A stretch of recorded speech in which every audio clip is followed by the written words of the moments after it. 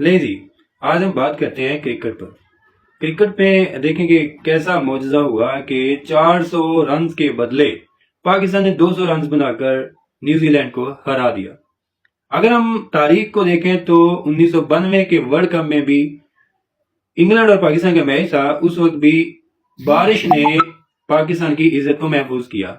اگر وہ بارش نہ ہوتی تو پاکستان ہرگز سیمی فائنل اور فائنل نہیں کھیل سکتا تھا۔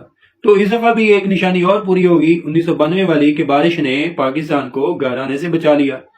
لیکن ابھی یہ کہانی ختم نہیں ہوئی، بلکہ آگے 3 مزید چیزیں ہیں جو پاکستان کو آگے پہنچا سکتی ہیں۔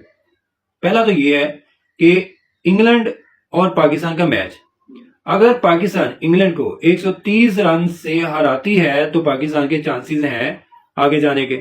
ایک ہرانا ضروری ہے اور پھر اس کے ساتھ 130 رن سے، جو ایک بہت ہی مشکل کام ہے۔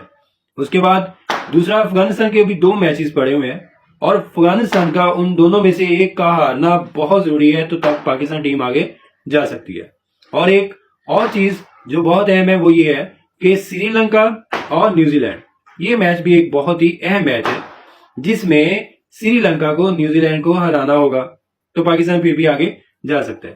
یہ جو معجزے ہیں یہ صرف پاکستانی ٹیم کے ساتھ ہوتے ہیں، جو دنیا جہان کے تمام اسٹیٹکس کے لوگ اور میتھمیٹکس کے لوگ کبھی کیلکولیٹ ہی نہیں کر سکتے کہ یہ کیسے ممکن ہے کہ ایک ٹیم 400 بناتی ہے اور دوسری ٹیم صرف 200 رنز بنا کر ان سے آگے نکل جاتی ہے۔